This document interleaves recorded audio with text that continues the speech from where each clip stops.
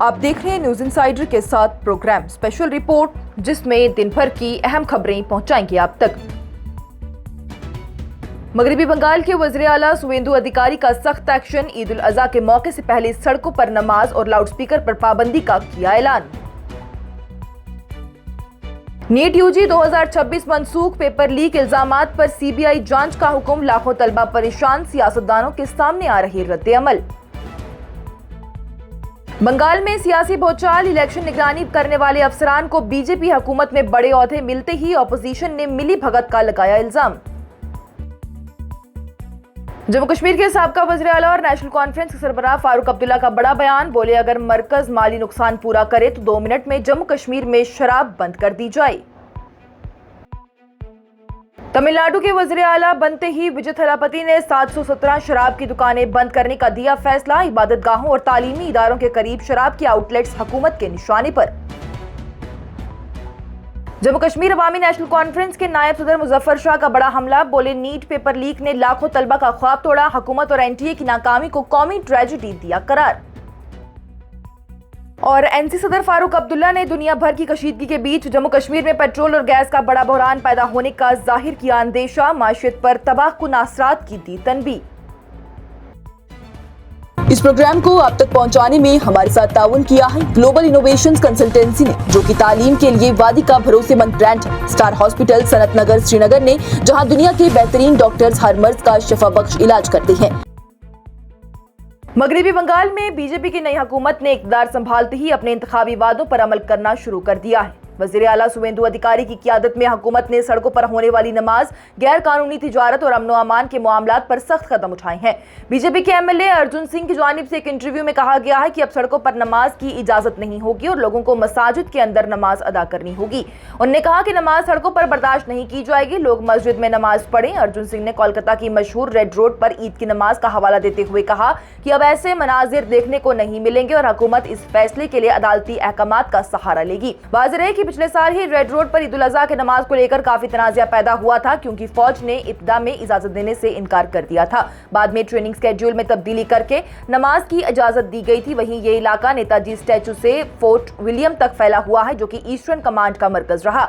नई हुकूमत की जानिब से सिर्फ सड़कों पर ही नमाज के नहीं बल्कि लाउडस्पीकर के इस्तेमाल पर भी सख्त हिदायत दी गई है। पुलिस को हुक्म दिया गया है कि मजहबी मकामात से लाउडस्पीकर की आवाज बाहर तक ना जाए और दुआ या फिर इबादत के इज्तिमात सड़कों को बंद करने के अवाम के लिए परेशानी का सबब ना बने। सिवाय खास मौकों के वहीं हुकूमत की जानिब से यह भी कहा गया है कि कानून हर मजहब और हर तबके पर बराबर से लागू होगा।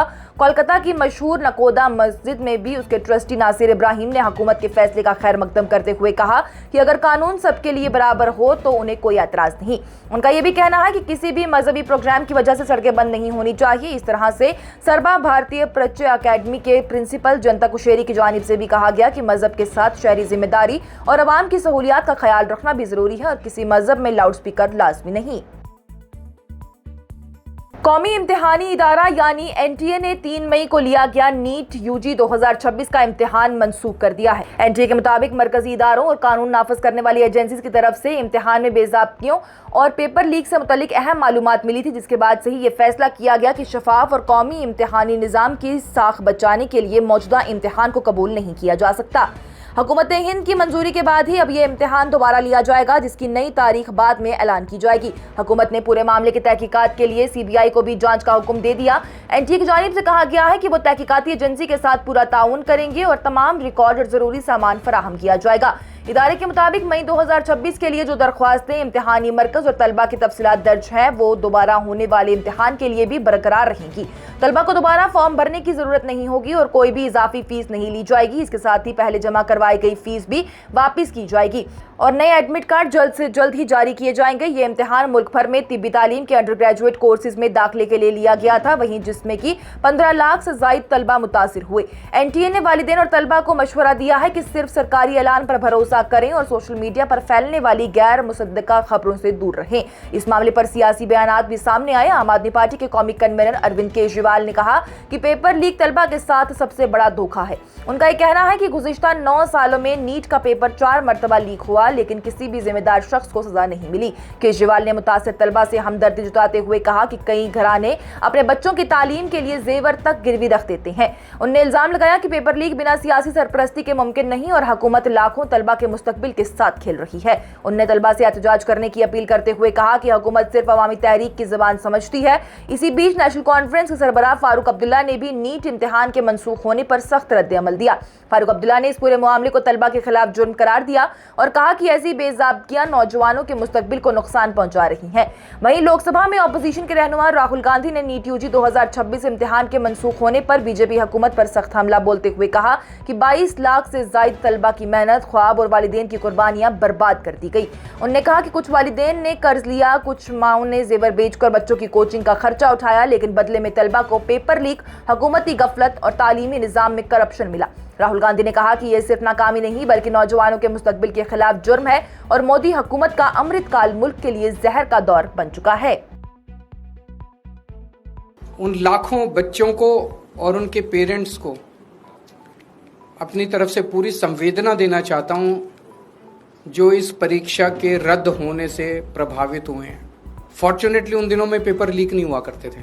इतना गरीब परिवार होते हैं, वो गरीब परिवार, कोचिंग इतनी महंगी है, कोचिंग करने के लिए कई लोग दिल्ली आके रुकते हैं, दिल्ली में किराए की जगह लेते हैं बच्चे, अपने माँ बाप, कई लोगों के माँ बाप अपनी सोना गिरवी रख देते हैं, जमीन बेच देते हैं बच्चे को कोचिंग कराने के लिए, और उसके बाद अगर पेपर लीक हो जाए तो उससे बड़ा मैं समझता हूं कि धोखा किसी के साथ नहीं हो सकता। नमस्कार, मैं आज 24 लाख स्टूडेंट से बात करना चाहता हूं जिनको नीट पेपर लीक से नुकसान हुआ। सड़क से संसद तक हम आपके साथ खड़े हैं। 24 लाख स्टूडेंट से मैं कहना चाहता हूं, आप अकेले नहीं हो। पिछले 7 साल में 70 बार पेपर लीक हुआ है और 2 करोड़ युवाओं को पेपर लीक से नुकसान हुआ है। एक साथ हम ये लड़ाई लड़ेंगे और ये लड़ाई जीतेंगे। मगरिबी बंगाल की सियासत में एक नया तूफान उठ खड़ा हुआ है, जहां पर बीजेपी हुकूमत और इलेक्शन कमीशन के दरमियान मिली भगत के इल्जामात सामने आए हैं और सियासी माहौल गर्म हो गया है। ऑपोजिशन रहनुमाओं ने इल्जाम लगाया है कि असेंबली इंतखाबात की निगरानी करने वाले अफसरान को अब नई बीजेपी हुकूमत में बड़े ओहदे देकर इनाम दिया गया। लोकसभा में ऑपोजिशन के रहनुमा राहुल गांधी ने सोशल मीडिया पर सख्त तनकीद करते हुए लिखा कि बीजेपी और इलेक्शन कमीशन के चोर बाजार में जितनी बड़ी चोरी उतना बड़ा इनाम। उनका इशारा उन 2 अफसरान की तकरीरी की तरफ था जो कि बंगाल असेंबली इंतखाबात की निगरानी कर रहे थे। नई बीजेपी हुकूमत ने हाल ही में साबका chief election officer Manoj Agrawal को रियासत का नया चीफ सेक्रेटरी बना दिया, जबकि रिटायर्ड आईएएस अफसर सुब्रता गुप्ता को वजीर आला का माशीर यानी एडवाइजर मुकर्रर कर दिया। मनोज अग्रवाल असेंबली इंतखाबात की देखरेख कर रहे थे, जबकि सुब्रता गुप्ता स्पेशल ऑब्जर्वर के तौर पर वोटर लिस्ट और इंतखाबी मामलात पर नजर रखे हुए थे। कांग्रेस के सीनियर रहनुमा जयराम रमेश ने कहा कि ये तकरीरियां बीजेपी और इलेक्शन कमीशन के दरमियान खुली मिली भगत का सबूत है। उन्होंने इल्जाम लगाया कि इलेक्शन कमीशन ने बंगाल में बीजेपी को फायदा पहुंचाने के लिए काम किया और लाखों वोटर्स को वोटिंग से दूर रखा। जयराम रमेश के मुताबिक लगभग 27 लाख अफराद को वोट देने से रोका गया, जबकि वोटर लिस्ट की खास जांच के दौरान ही 91 लाख नाम हटा दिए गए, जिससे कि बीजेपी को ही सियासी फायदा हुआ। तृणमूल कांग्रेस की मेंबर पार्लियामेंट कृति आजाद ने भी बीजेपी पर निशाना साधते हुए कहा कि जो अफसर इलेक्शन में न्यूट्रल अंपायर होना चाहिए था, उन्हें अब हुकूमत के सबसे बड़े ओहदे दिए जा रहे हैं। उन्होंने कहा कि बीजेपी और इलेक्शन कमीशन ने मिलकर गंदी सियासत खेली और इलेक्शन अक्सरियत की बुनियाद पर नहीं बल्कि चालों और चालबाजियों से जीता गया। टीएमसी की दूसरी एमपी सागरिका घोष की जानिब से भी कहा गया है कि सवाल उठता है कि क्या ये सब क्विड प्रो क्यू यानी बदले की सियासत का हिस्सा है, और क्या अब कोई भी यकीन करता है कि बंगाल असेंबली इंतखाबात 2026 आजाद और इंसाफ पर मबनी थे। दूसरी तरफ से ही बीजेपी ने ऑपोजिशन के तमाम इल्जामात को रद्द कर दिया। मगरिबी बंगाल के वज़ीर आला शुवेंदु अधिकारी ने कहा कि मनोज अग्रवाल सिर्फ साबका चीफ इलेक्शन ऑफिसर ही नहीं बल्कि रियासत के सीनियर तरीन अफसरान में से हैं और हुकूमत कानून के मुताबिक काम कर रही है। वहीं बीजेपी के रहनुमा शाहनवाज हुसैन ने तनकीद करते हुए कहा कि क्या हम हर तकरीरी से पहले टीएमसी से मशवरा कर लें। उन्होंने मनोज अग्रवाल को तजुर्बाकार और काबिल अफसर करार दिया। वहीं बीजेपी हुकूमत के करीबी जराये के मुताबिक वज़ीर आला शुवेंदु अधिकारी के हल्फ लेने के फौरन बाद ही चीफ मिनिस्टर ऑफिस में बड़े पैमाने पर ब्यूरोक्रेटिक रिशफल की गई, जहां पर 16 अफसरान के तबादले और नई तकरीरियां की गई। शांतनु बाला को वज़ीर आला का प्राइवेट सेक्रेटरी भी मुकर्रर किया गया। वहीं सियासी माहौल में इस मामले ने एक नई बहस छेड़ दी है, जहां अपोजिशन लगातार से इलेक्शन कमीशन की गैर जानिबदारी पर सवाल खड़े कर रही है, जबकि बीजेपी का यह कहना है कि तमाम फैसले कानून और सलाहियत की बुनियाद पर किए गए। जम्मू कश्मीर के साबका वज़ीर आला और नेशनल कॉन्फ्रेंस के सरबराह फारूक अब्दुल्ला ने शराब की दुकानें और अल्कोहल पर चल रही बहस के दरमियान ही बड़ा बयान देते हुए कहा कि अगर मरकजी हुकूमत रियासत को होने वाले माली नुकसान का मुआवजा दे दे तो जम्मू कश्मीर में 2 मिनट में शराब पर पाबंदी लगाई जा सकती है। श्रीनगर में सहाफियों से बातचीत करते हुए फारूक अब्दुल्ला की जानिब से कहा गया कि वो खुद शराब नहीं पीते, लेकिन जो लोग शराब पीते हैं या पीने के आदी हैं वो किसी न किसी तरह से इसे हासिल कर लेंगे। उन्होंने कहा कि मैं शराब नहीं पीता, लेकिन जो लोग पीते हैं वो पिएंगे, अगर यहाँ नहीं मिली तो बाहर से लेकर आएंगे। फारूक अब्दुल्ला ने उन लोगों पर भी सवाल खड़ा किया कि जो इस मामले पर आवाज उठा रही हैं। उन्होंने कहा था कि पहले ये देखा जाए कि जब शराब पीने वाले लोग हैं कौन। उन्होंने साल 1977 का एक वाकया याद करते हुए बताया है कि उस वक्त के वज़ीर आज़म मोरारजी देसाई ने उनके वालिद और उस वक्त के जम्मू कश्मीर के वज़ीर आला शेख अब्दुल्ला से कहा था कि रियासत में शराब की फरोख्त बंद कर दी जाए। फारूक अब्दुल्ला के मुताबिक शेख अब्दुल्ला ने जवाब दिया था कि अगर मरकजी हुकूमत उस आमदनी का मुआवजा दे जो कि शराब से हासिल होती है तो फिर शराब बंद कर दी जाएगी। उन्होंने कहा कि उस वक्त भी कुछ नहीं हुआ और आज भी अगर सेंट्रल मुआवजा दे तो हुकूमत फौरन पाबंदी लगा सकती है। नेशनल कॉन्फ्रेंस के सदर की जानिब से कहा गया कि इस मामले को सियासी रंग दिया जा रहा है और मुखालफीन जमातें सिर्फ हुकूमत को निशाना बनाने के लिए ही इस मुद्दे को उठा रही हैं। उन्होंने कहा कि शराब की दुकानें हमने नहीं खोली हैं, जब हर गांव में दुकानें खुल रही थी तब किसी ने आवाज आखिर क्यों नहीं उठाई। फारूक अब्दुल्ला ने बगैर किसी का नाम लिए पीपल्स डेमोक्रेटिक पार्टी पर तनकीद करते हुए कहा है कि वो हर बात पर हुकूमत को निशाना बनाने की कोशिश करते हैं और समझते हैं कि नेशनल कॉन्फ्रेंस उनसे डरती है, लेकिन उन्हें ऐसा जवाब दिया जाएगा जो वो याद रखेंगे। जम्मू कश्मीर में शराब को लेकर सियासी तनाज़ा उस वक्त और तेज हो गया जब वज़ीर आला उमर अब्दुल्ला ने यह कहा था कि किसी को जबरदस्ती शराब पीने पर मजबूर नहीं किया जाता और लोग अपनी मर्जी से लीकर शॉप्स पर जाते हैं। अगर आप हमें इसका रेवेन्यू देंगे जो हम कमाते हैं तो हम शराब बंद कर देंगे, कुछ नहीं। आज भी अगर इंडियन गवर्नमेंट मदद करेगी, जो रेवेन्यू आता है उसको बंद करेगी, मुझे यकीन है हुकूमत 2 मिनट में शराब बंद कर। तमिलनाडु के वज़ीर आला सी जोसेफ विजय यानी विजय थलापति ने अवाम की भलाई को मद्देनजर रखते हुए रियासत भर में 717 शराब की दुकानें बंद करने का हुक्म दे दिया। सरकारी बयान के मुताबिक ये फैसला लोगों की सेहत और समाजी बेहतरी को देखते हुए लिया गया है। बंद की जाने वाली दुकानों में 276 ऐसी दुकानें शामिल हैं जो कि इबादत गाहों के करीब वाक़ा थी। 186 दुकानें तालीमी इदारों के पास थी, जबकि 255 दुकानें बस अड्डों के नजदीक चल रही थी। हुकूमत ने कहा है कि इन तमाम दुकानों को अगले 2 हफ्तों के अंदर ही बंद कर दिया जाएगा। तमिलनाडु में शराब की दुकानें चलने वाली सरकारी इदारा टैस्मैक इस वक्त पूरी रियासत में 4765 दुकानें चला रहा था। काफी अरसे से खास करके खवातीन और चंद सियासी जमातों की तरफ से मुतालबा किया जा रहा था कि शराब की दुकानें बंद कर दी जाए, क्योंकि इन्हीं की वजह से समाजी और घरेलू मसाइल बढ़ते जा रहे हैं। हुकूमत के इस फैसले को कई लोग अहम कदम करार दे रहे हैं, जबकि कुछ लोग मजीद दुकानें बंद करने का मुतालबा भी कर रहे हैं। जम्मू कश्मीर अवामी नेशनल कॉन्फ्रेंस के नायब सदर मुजफ्फर शाह ने नीट यूजी 2026 इम्तिहान के मंसूख होने पर गहरी तशवीश और सख्त नाराजगी का इजहार किया है। उन्होंने पेपर लीक और बड़े पैमाने पर बेज़ाब्तियों के इल्जामात के दरमियान इम्तिहान के रद्द होने को कौमी ट्रेजेडी करार देते हुए कहा कि इस फैसले ने मुल्क भर के लाखों तलबा के ख्वाब तोड़ दिए। मुजफ्फर शाह की जानिब से कहा गया कि 22 लाख से ज्यादा तलबा का मुस्तकबिल अब गैर यकीनी सूरत हाल का शिकार हो गया है और ये सब उस निज़ाम की नाकामी है जो कि मुल्क के सबसे अहम इम्तिहान में शफाफियत और इंसाफ यकीनी बनाने के जिम्मेदार थे। अपने बयान में उन्होंने कहा है कि ये मुतासिर तलबा सिर्फ अदादोशुमार नहीं बल्कि वो नौजवान हैं जिन्होंने डॉक्टर बनने का ख्वाब लेकर सालों तक मेहनत की थी, सख्त कुर्बानी दी है और तैयारी भी की। उनका ये कहना है कि कई तलबा गरीब और कमजोर माली हालात वाले घरों से ताल्लुक रखते हैं जिनके वालिदैन ने अपने बच्चों को डॉक्टर बनने के लिए अपनी पूरी जमा पूंजी लगा दी। आज उन तमाम घरानों के ख्वाब टूट गए हैं और इसकी वजह इंतजामी गफलत और इम्तिहानी निजाम को महफूज रखने में बार बार की नाकामी है।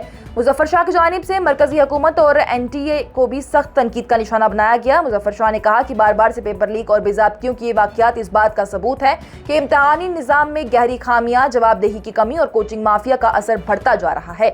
उनका यह कहना है कि हुकूमत ने रिफॉर्म्स और डिजिटल सिक्योरिटी के बारे में तो काफ़ी बार कहा है, कई दफ़ा यकीन दिलाया है और लेकिन फिर भी लीक प्रूफ इम्तिहान करवाने में नाकाम रही है, जिससे कि अवाम का तालीमी और भर्ती के निज़ाम पर भरोसा कमज़ोर हो रहा है। मुजफ्फर शाह ने कहा कि तलबा और उनके घर वालों पर इस सूरत हाल का जहनी और जज्बाती असर बहुत गहरा है। कई तलबा सख्त परेशानी, बेचैनी और मायूसी का शिकार हो गए क्योंकि महीनों की मेहनत बेकार चली गई। उनका ये भी कहना है कि उनकी पार्टी इस मुश्किल वक्त में मुतासिर तलबा और उनके खानदानों के साथ मजबूती से खड़ी है। और नेशनल कॉन्फ्रेंस के सरबराह फारूक अब्दुल्ला की जानिब से एक बड़ी तनबीह देते हुए कहा गया कि इलाका जल्द ही शदीद पेट्रोल और गैस के बहरान की तरफ बढ़ रहा है, जो कि माशी तबाही और गैर यकीनी सूरत हाल पैदा कर सकता है। श्रीनगर में सहाफियों से गुफ्तगू करते हुए फारूक अब्दुल्ला की जानिब से कहा गया कि दुनिया भर में बढ़ती हुई कशीदगी, जंग जैसी सूरत हाल और बैन अवी तनाज़ात की वजह से ये बहरान मजीद संगीन होता जा रहा है।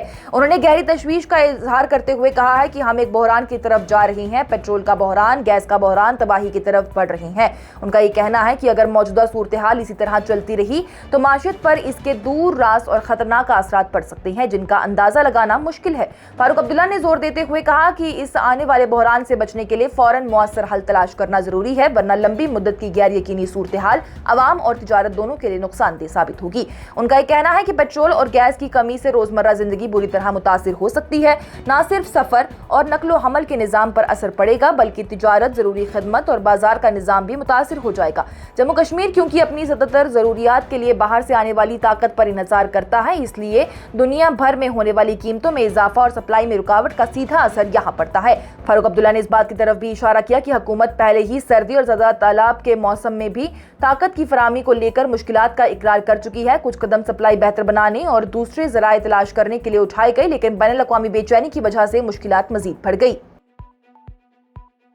बिल्कुल खत्म है, इसमें कोई शक नहीं है। अगर ये क्राइसिस बंद नहीं हुआ, ईरान और अमेरिका का लड़ाई बंद नहीं हुई, तो अल्लाह ही जाने हमारी हालत क्या है। आज की स्पेशल रिपोर्ट में इतना ही। दीजिए इजाजत। लेटेस्ट अपडेट्स के लिए देखते रहिए न्यूज़ इनसाइडर 24/7।